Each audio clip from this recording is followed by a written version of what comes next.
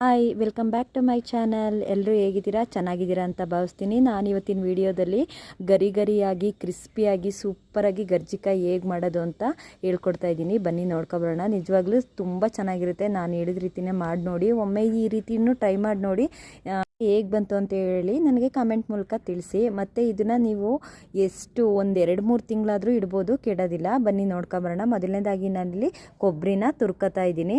ನಾನಿಲ್ಲಿ ಸಿಪ್ಪೆ ತೆಗೆದಿಲ್ಲ ನೋಡಿ. ಎಳ್ಳು ಬೆಲ್ಲ ಹೆಚ್ಚಾಕಾದ್ರೆ ನಾವು ಸಿಪ್ಪೆ ತೆಗಿಬೋದು. ಇದಕ್ಕೇನು ಸಿಪ್ಪೆ ತೆಗಿಯೋ ಅವಶ್ಯಕತೆ ಇಲ್ಲ. ಸಿಪ್ಪೆ ಇದ್ದರೆ ಒಳ್ಳೆಯದು. ನಾನಿಲ್ಲಿ ಸಿಪ್ಪೆ ಬೆರೆಸಾಗಿ ನೋಡಿ ಈ ಥರ ತುರಿದಿಟ್ಕೊಂಡಿದ್ದೀನಿ ಒಂದು ಪೇಪರ್ ಮೇಲೆ.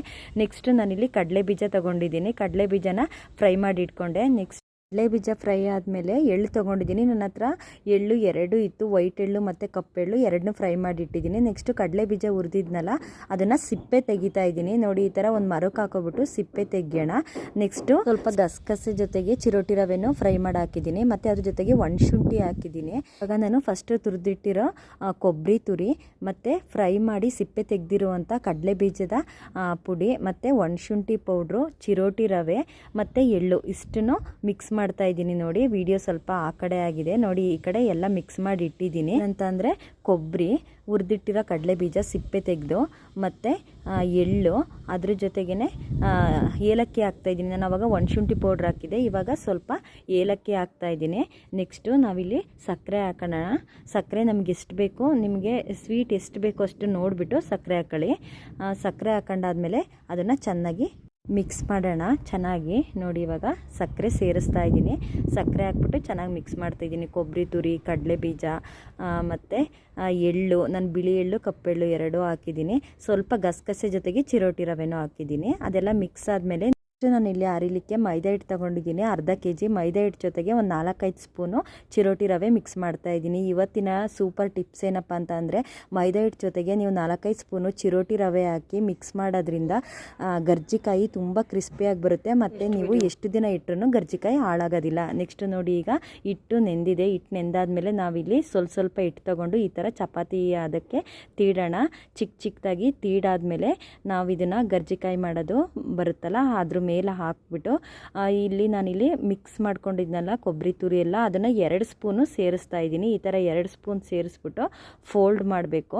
ಈ ಥರ ಫೋಲ್ಡ್ ಮಾಡಿಬಿಟ್ಟು ಎಕ್ಸ್ಟ್ರಾ ಹಿಟ್ಟೇನು ಬರುತ್ತೆ ಇದನ್ನು ನಾವು ನಿಧಾನಕ್ಕೆ ತೆಗಿಬೇಕು. ಇನ್ನೊಂದು ಟಿಪ್ಸ್ ಏನಪ್ಪ ಅಂತಂದರೆ, ಗರ್ಜಿಕಾಯಿ ಇದು ಕಂಟಬಾರ್ದಂತ ಅಂದರೆ ಈ ಗರ್ಜಿಕಾಯಿ ಮೇಕರ್ ಇರುತ್ತಲ್ಲ ಅದ್ರ ಸುತ್ತ ನಾವು ಮೈದಾ ಹಿಟ್ಟನ್ನು ಹಾಕೋಬೇಕು. ಮೈದಾ ಹಿಟ್ಟನ್ನು ಹಾಕೊಳ್ಳೋದ್ರಿಂದ ಅದು ಅಂಟದಲ್ಲೇ ನೀಟಾಗಿ ನಮಗೆ ಬಿಡಿಸ್ಲಿಕ್ಕೆ ಬರುತ್ತೆ. ನೋಡಿ ಗರ್ಜಿಕಾಯಿ ಇಷ್ಟು ಚೆನ್ನಾಗಿ ಬರ್ತಿದೆ ಅಂತ. ಇದೇ ಥರ ನಾವು ಫಸ್ಟು ಇದೇ ಥರ ಎಲ್ಲ ಮಾಡಿ ಇಟ್ಕೋಬೇಕು. ಗರ್ಜಿಕಾಯಿನ ಯಾವತ್ತೂ ಎಣ್ಣೆ ಕಾಯಕ್ಕಿಟ್ಟು ಗರ್ಜಿಕಾಯಿನ ರೆಡಿ ಮಾಡಬಾರ್ದು. ಫಸ್ಟು ಎಲ್ಲ ಈ ಥರ ನೋಡಿ ರೆಡಿ ಮಾಡಿ ಇಟ್ಕೊಬಿಟ್ಟು ಆಮೇಲೆ ಎಣ್ಣೆ ಕಾಯಕ್ಕೆ ಇಡಬೇಕು. ಇಲ್ಲಾಂತಂದರೆ ಗರ್ಜಿಕಾಯಿ ಮಾಡೋದು ತುಂಬ ಹೊತ್ತಾಗುತ್ತೆ. ನೋಡಿ ಇವಾಗ ನಾನು ಎಲ್ಲ ರೆಡಿ ಮಾಡಿ ಇಟ್ಕೊಂಡು ಎಣ್ಣೆ ಕಾಯಿಸ್ಬಿಟ್ಟು ಹಾಕ್ತಾಯಿದ್ದೀನಿ. ಒಂದೊಂದೇ ಹಾಕಿದ್ದೀನಿ ನೋಡಿ. ಸ್ವಲ್ಪ ಬಾಣಲಿ ಚಿಕ್ಕದಿತ್ತು, ಅದರಲ್ಲೇ ಒಂದು 6 ಹಾಕಿದ್ದೀನಿ ನಾನು. ಇವಾಗ ಇದನ್ನು ನೋಡಿ 2 ಕಡೆ ಮಗ್ಚಿ ಬೇಯಿಸೋಣ. ನೀವೇ ನೋಡ್ತಿರ್ಬೋದು ಕಲ್ಲರು. ನಾನಿಲ್ಲಿ ಒಂದು 5-5 ನಿಮಿಷ, ಗರ್ಜಿಕಾಯಿನ ಜಾಸ್ತಿ ಟೈಮ್ ತೊಗೊಳ್ಳೋದಿಲ್ಲ, ಪೂರಿ ಥರ ಬೇಗ ಬೇಯುತ್ತೆ. ಒಂದು 5-5 ನಿಮಿಷ ಬೇಯಿಸಿದ್ರೆ ಸಾಕು. 2 ಕಡೆ ಕಲರ್ ನೋಡಿ, ಅದು ಗೋಲ್ಡನ್ ಕಲರ್ ಬರೋದೇ ಇಲ್ಲ, ವೈಟ್ ಕಲರ್ ಇರುತ್ತೆ. ನಾವಿಲ್ಲಿ ಚಿರೋಟಿ ರವೆ ಯೂಸ್ ಮಾಡೋದ್ರಿಂದ ವೈಟ್ ಕಲರ್ ಇರುತ್ತೆ. ನೋಡಲಿಕ್ಕೂ ನಿಮಗೆ ತುಂಬ ಚೆನ್ನಾಗಿರುತ್ತೆ.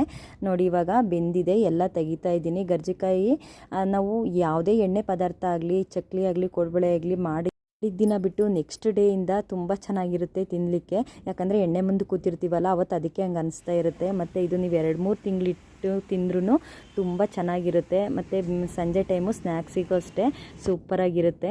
ನನ್ನ ವೀಡಿಯೋಸ್ ಯಾರ್ಯಾರು ನೋಡ್ತಿದ್ದೀರಾ ಅವ್ರಿಗೆಲ್ಲರಿಗೂ ಧನ್ಯವಾದಗಳು. ನನ್ನ ಚಾನಲ್ ಯಾರು ಸಬ್ಸ್ಕ್ರೈಬ್ ಮಾಡಿಲ್ಲ ದಯಮಾಡಿ ಸಬ್ಸ್ಕ್ರೈಬ್ ಮಾಡಿ. ಎಷ್ಟು ಚೆನ್ನಾಗಿ ಬಂದಿದೆ ನೀವೇ ನೋಡಿ. ನಿಜವಾಗ್ಲೂ ಒಂದ್ಸರಿ ಟ್ರೈ ಮಾಡಿ ನೋಡಿ ಈ ಥರ ಮಾಡಲಿಕ್ಕೂ ಚಿರೋಟಿ ರವೆ ಹಾಕಿ. ಮತ್ತು ಹೇಗೆ ಬಂತು ಅಂತ ಹೇಳ್ಬಿಟ್ಟು ನನಗೆ ಕಮೆಂಟ್ ಮೂಲಕ ತಿಳಿಸಿ. Thank you all. ಒಳ್ಳೆಯದಾಗಲಿ ಎಲ್ಲರಿಗೂ. ಶುಭ ದಿನ.